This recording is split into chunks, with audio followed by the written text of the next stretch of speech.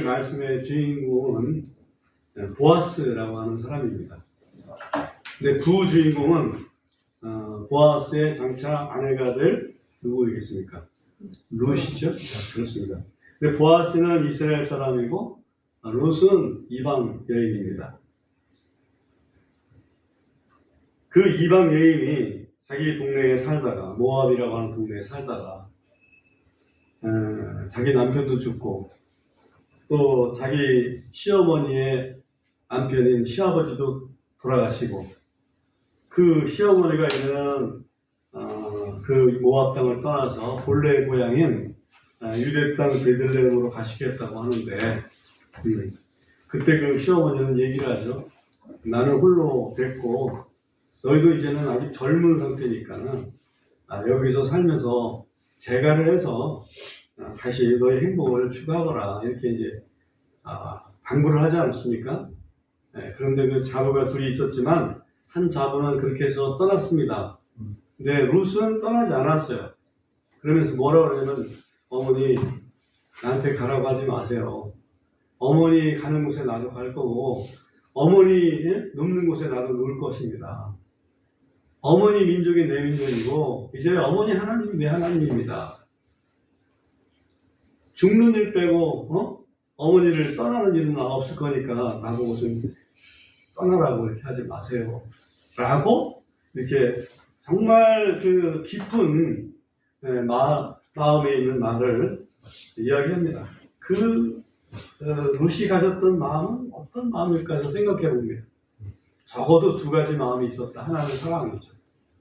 시어머니를 진정으로 사랑하는 마음이 있었습니다. 그래서 늙은 시어머니 혼자 고향 땅에 돌아가겠다는데 그 먼 길을 또 가서 또 어떻게 살지도 모르잖아요. 그래서 어떻게든지 함께 내가 있으면 위로가 되겠다. 이런 마음을 가지고 따라갑니다. 또 하나 마음은 어떤 마음일까 봤더니 그것은 믿음이라고 하는 거죠. 어머니를 통해서 알게 된 것은 여호와 하나님이잖아요. 모압 족속이 이방 족속이라서 하나님을 모르고 지냈을 수도 있어요. 그렇죠? 그런데 그 모르고 지내던 하나님을 시어머니를 통해서 알게 됐다 이거죠. 그래서 하나님을 내 섬겨야 되겠구나 하는 믿음. 하나는 어머니를 사랑하는 그 마음, 사랑. 이것이 그 모압여인 룻으로 하여금 시어머니 나오미를 따라서 이방 땅, 그쪽으로 볼 때는 이방 땅이죠. 남의 땅, 그 베들레헴으로 향해 있던 게 아닌가 하는 생각이 듭니다.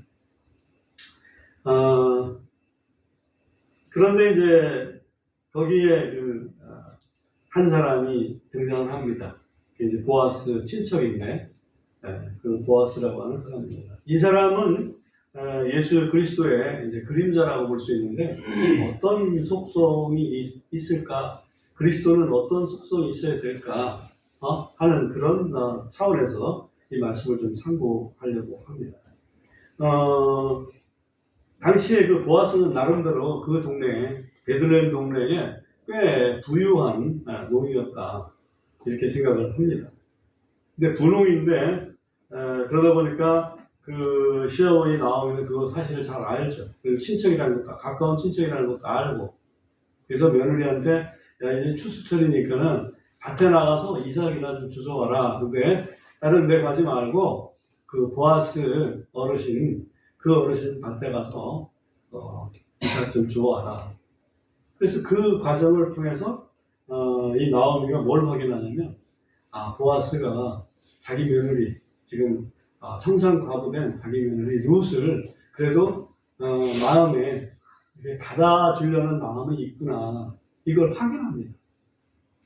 확인하고 이야기를 꺼냅니다. 무슨 얘기를 꺼내냐면 우리 남편이 가지고 있던 밭 그거 내가 지금 가지고 있어도 농사도 안 졌고 추수도 못하고 그런 상태니까 내가 먹고는 살아야 되겠고 팔아야 되겠다. 보아스한테 얘기를 하죠. 그리고서는 이제 보아스가 어떻게 하는지 기다리고 있습니다. 그 상태에서 이제 오늘 말씀이 시작되는 거예요.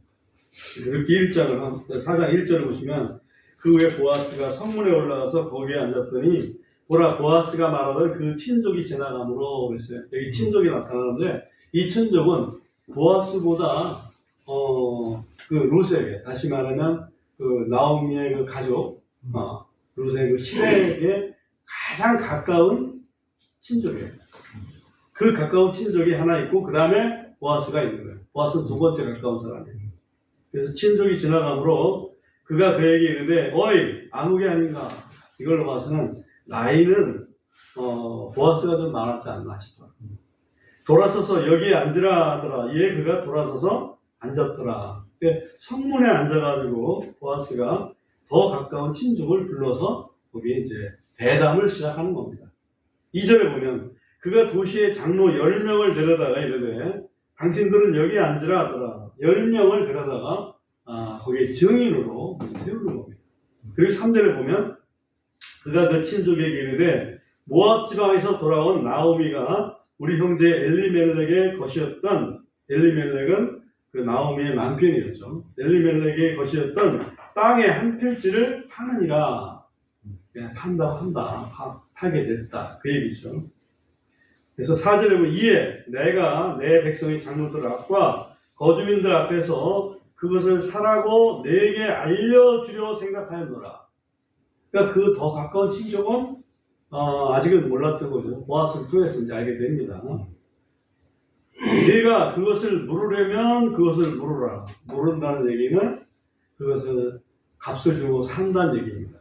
값을 주고 사요. 일정 기간 동안. 그러나 네가 물으지 아니하려거든 내게 구하여 내게 알게 하라. 이는 너 외에는 그것을 물을 자가 없기 때문이며 너 다음은 나니라 하더라. 이에 그가 이르되 내가 그것을 물으리라. 더 가까운 친족이 대답을 합니다. 그래요? 그러면 내가 사줘야지. 내가 사줘야지.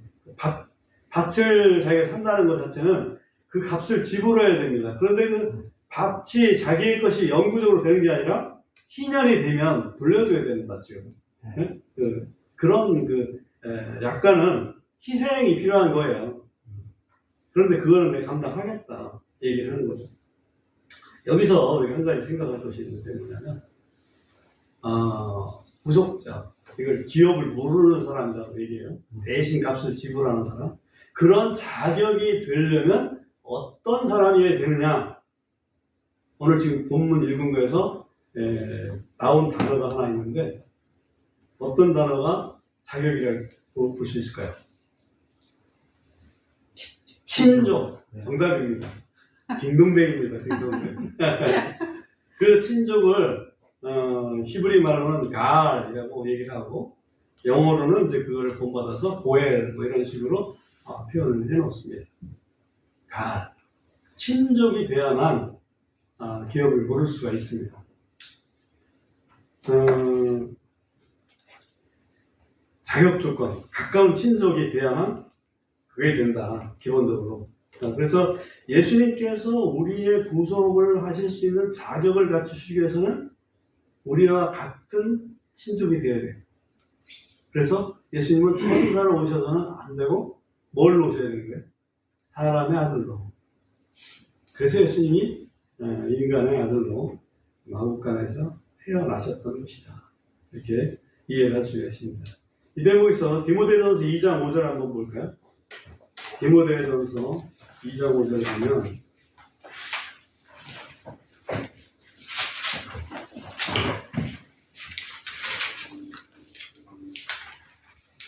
왜 사랑하는 말씀입니다. 이는 한 하나님이 계시고 하나님과 사람들 사이에 한 중보자 곧 누구이신 그리스도 예수님이 사람이신 그리스도 예수님이 계시기 때문이다. 그래서 중보자는 사람이어야 된다 하는 그런 말씀에서 알 수가 있습니다. 그리고 이제 레위기에서 그 근거 말씀을 하나만 더 확인하고 지나가겠습니다.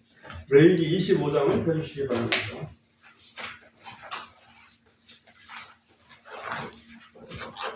레위기 25장 25절 보면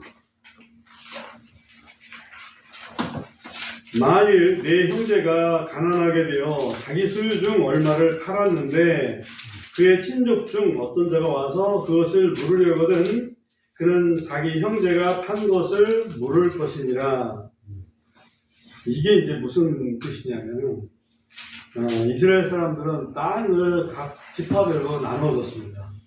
근데 그 살다 보면 가난이 될 수 있잖아요. 병들 수도 있고 여러 가지 이유 때문에. 그래서 그 땅을 팔게 될 경우에 그 땅이 자기 지파에 계속해서 유지되도록 하는 방법이 뭐냐면 그 친척이 그 땅값을 물어주고 그 지파의 것으로 만들어주는 거예요.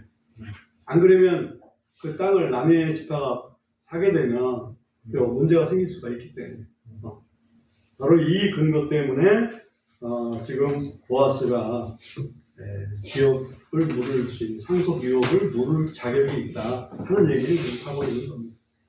두 번째 자격 조건은 뭐냐면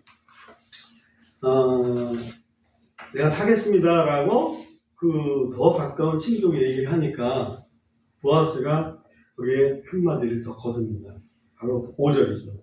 5절 보면 그때 보아스가 이르되 내가 나오미의 손에서 그 밭을 사는 날에는 죽은 자의 아내인 모압 여인 룻에게서도 반드시 그것을 사서 그 죽은 자의 상속 재산 위에 그의 이름을 일으켜 세워야 할지니라 하더라. 이게 무슨 얘기냐면 반만 사는 게 아니고 거기에 속한 이제 과부가 있잖아요. 성관 과부. 그래서 과부하고도 혼인을 해야 되고 혼인을 해서 그 자식을 낳으면 그 자식은 본래 과부의 본남편의 상속자가 되도록 해야 된다. 자기가 자식을 낳지만 사실 자기 자식이 아닌 거예요. 양아들이 되는 거지. 양자로 줘야 되는 거예요. 자기 친아들이지만 양자로 줘야 돼. 이제 그런 그 조건을 얘기를 해줍니다. 그랬더니 갑자기 계산을 막 하는 거예요. 이 친족이. 더 가까운 친족 계산을 막 해요. 계산을 막 하더니 6절에서 뭐라고 그럽니까? 6절에서 보면 이에 그 친족이 이르되 나는 내 상속 재산에 손해가 있을까요? 나를 위해 그것을 물을 수 없나니 나의 물을 권리를 네가 취하라. 이는 내가 그것을 물을 수 없기 때문이라 하더라. 계산을 해보더니 아무래도 손해가 될 것 같아. 뭐가 손해가 될 건가? 한번 생각을 좀 해봤어요. 뭐가 손해가 된다는 얘기인가? 땅을 이렇게 자기 것으로 만들었어요. 근데 희년까지 이제 자기 것이 되잖아요. 근데 어차피 돈을 돌려줄 거란 말이에요. 그런데 아들을 낳아. 아들을 낳으면 그 아들도 상속자가 되거든. 상속자가 되니까 자기가 가지고 있는 재산이 있는데 아들이 뭐 몇 명이 있을지 모르지만은 그 분배를 해야 되거든. 그러면 그 조그만 밭 하나 샀다가 나머지 더 분배를 해줘야 되니까 자기로서 좀 손해가는 느낌이 있다 이거예요. 바보 같은 거 아니에요? 자기 아들들한테 주는 건데 자기는 죽고 뭐가 그걸 손해라고 여기는지 모르겠어요. 아무튼 그런 계산을 이렇게 해서 이 사람은 결국 이게 땅만 책임지는 게 아니고 자기 아닌 자기 사촌인지 뭔지 모르지만 그 사람의 후손까지 이렇게 책임을 져야 되는 거라면 나는 좀 안 되겠다. 그래서 이제 넘겨줍니다. 그 권리를. 그 표로 뭐를 벗는다고요? 신발을 벗어, 신발을. 신발을 벗었다는 걸 오늘 제가 아까 잠시 말씀드렸습니다만 모세가 하나님을 만날 때, 그죠?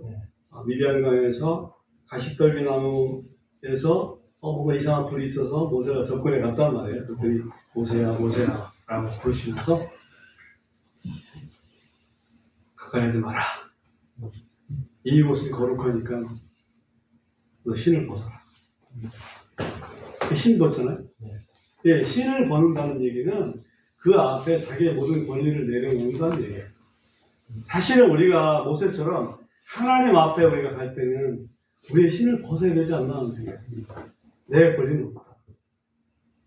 그래서 내가 그리스도와 함께 십자가에 못 박혔나니 그런즉 이제는 내가 산 것이 아니요 오직 내 안에 그리스도께서 사신 것이라. 내가 이제 사는 것은 나를 위하여 자기를 버리신 하나님의 아들을 믿는 믿음으로 사는 것이다. 이렇게 말씀하시잖아요. 그러니까 그 주인이 내가 아니라는 거지. 우리가 예수님을 믿을 때 우리 인생의 주인을 주님께 맡기는 거예요. 이게 신발을 벗는 겁니다. 모세가 그 순간에 신발을 벗고 나서 그다음부터는 하나님 떠요. 하나님이 가라 그러면 가야 되고 가지 말라면 가지 말아야 됩니다. 이게 권리폭이죠. 그래서 신발을 벗었습니다. 그렇다면 이 사람 대신에 이제 보아스가 그러면 그 권리를 내가 행사할게 라고 했을 때 보아스에 비해서 이 사람은 뭐가 좀 부족할까? 계산 정확히 하잖아요. 네. 계산력도 뛰어나죠. 판단력도 뭐 뛰어날 거 아니에요. 그러면 뭐가 부족한 것일까? 라고 봤을 때는 이해 득실을 따지는 걸 봐서는 이해 득실을 초월한 사랑, 네? 희생적 사랑.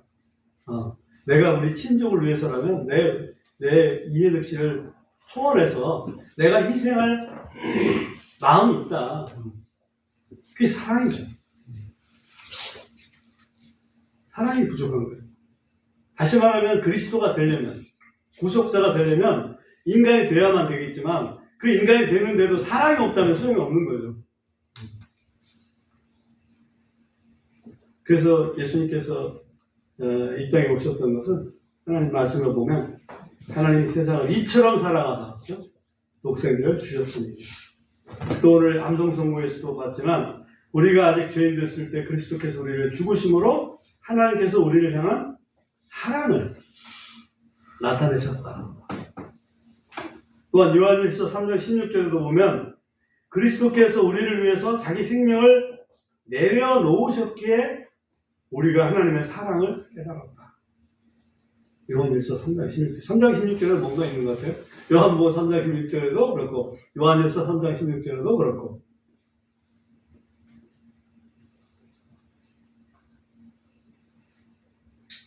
이 보아스는 결국 어떠한 복을 누리게 되었는가 하는 것을 한번 또 생각해 봅니다. 결국 보아스는 친족 다 그야말로 구속자의 책임을 다 했습니다. 기꺼이 이행했습니다. 여기 룻기 4장 우리가 좀 더 보면 9절 10절 잠깐 보겠습니다. 보아스가 장로들과 온 백성에게 이르되 내가 엘리멜렉에게 있던 모든 것과 기련과 말론에게 있던 모든 것을 나오미의 손에서 산 일에 대하여 너희가 이날 증인이니라. 10명 장로들이 증인이 됐습니다. 또 내가 말론의 아내 모압 여인 룻을 사서 내 아내를 취하고 그 죽은 자의 상속제사를 위하여 그의 이름을 일으켜 세워 그의 이름이 그의 형제 중에서와 그의 초소의 숙문에서 끊어지지 않게 하니. 나는 여기 리자가 하나 더 있으면 더 자연스럽잖아. 하리니 너희가 이날 증인이니라 하더라. 그렇죠? 그 책무를 다 했습니다. 그런 사람에게 하나님께서는 어떤 복을 주셨나라고 보니까 13절에 보니까 바로 아들을 일단 주셨어요. 아들을 주셨고요. 그 다음에 그 17절에 한번 보세요. 4장 17절에 보면 그녀의 이웃 여인들이 그 아이에게 이름을 주며 이르되 나오미에게 아들이 태어났다 하더라. 실제는 나오미의 아들은 아니죠. 롯의 아들이죠. 할머니한테 이렇게 축복을 해주는 거예요. 그들이 그의 이름을 오벳이라 하였으니 이는 다윗의 아버지인 이새의 아버지였더라. 오벳이란 말의 의미를 좀 찾아보니까 오벳이란 말은 예배자라고 하는 의미가 있어요. 예배자. 그 오벳은 이새를 낳았고 이새는 다윗을 낳았어요. 그죠? 정말 다윗의 자손으로 누가 나오셨습니까? 예수 그리스도가. 물론 남자의 피를 받아서 나온 건 아니지만은 하나님의 성령으로 그 유대 지파에서 나왔는데 그게 다윗의 후손의 아내에게서 나온 거예요. 그죠? 결과적으로 이 보아스는 예수 그리스도의 족보의 이름을 올리는 명예를 얻게 됐습니다. 예수 그리스도의 이름 족보에. 우리 마태복음 1장 5절 한번 찾아보겠습니다.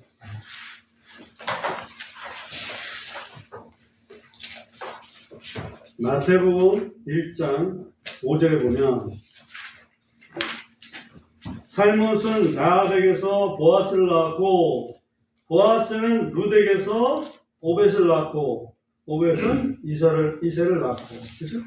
이게 예수님의 족보에 지금 쭉 열거되어 있는 내용이에요. 그 다음에 누가복음도 보겠습니다. 누가복음 3장을 해보십시오. 누가복음 3장 32절 가보면 다윗은 이새의 아들이요 이새는 누구의 아들입니까? 오벳의 아들이요 오벳은 보아스의 아들이요. 보아스가 바로 여기에 또 예수님의 족보에 등재를 받게 됩니다. 문제는 그 보아스의 그 아내 룻이 대단한 복을 얻었다는 것을 우리가 잊지 말아야 됩니다. 룻은 이방 여인이었다. 근데 그 이방 여인이 예수님의 족보에 당장에 올라왔고, 그죠? 하나님의 약속의 백성이 되었습니다. 그래서 이것은 사도 바울의 표현을 보면 신비라고 얘기를 했어요. 신비. 그 부분만 한번 확인해 보고 마치도록 하겠습니다. 에베소서 2장을 읽어보십시오.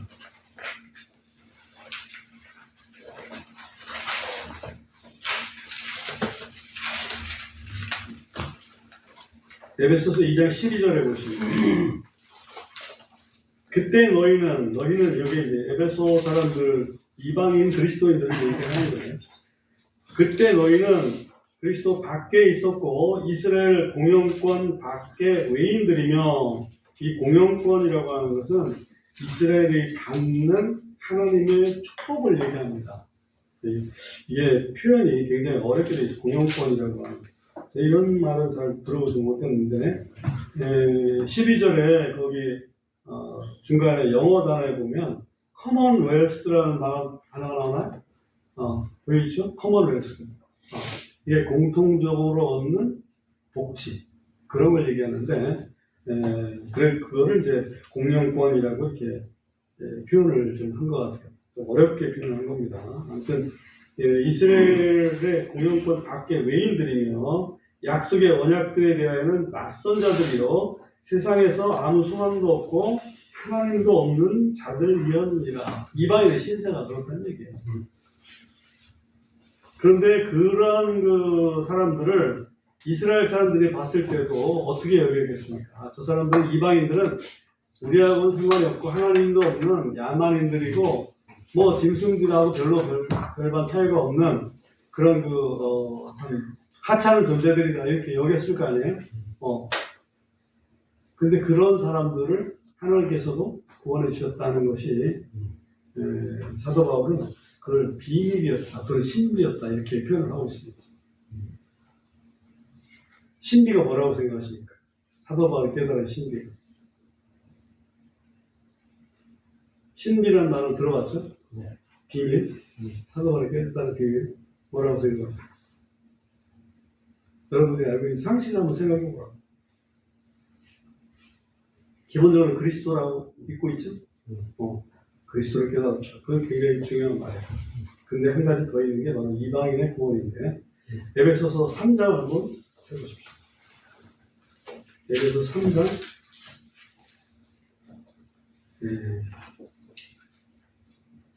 3절부터 보겠습니다. 그분께서 계시로 내게 뭐를 알게 하셨나니?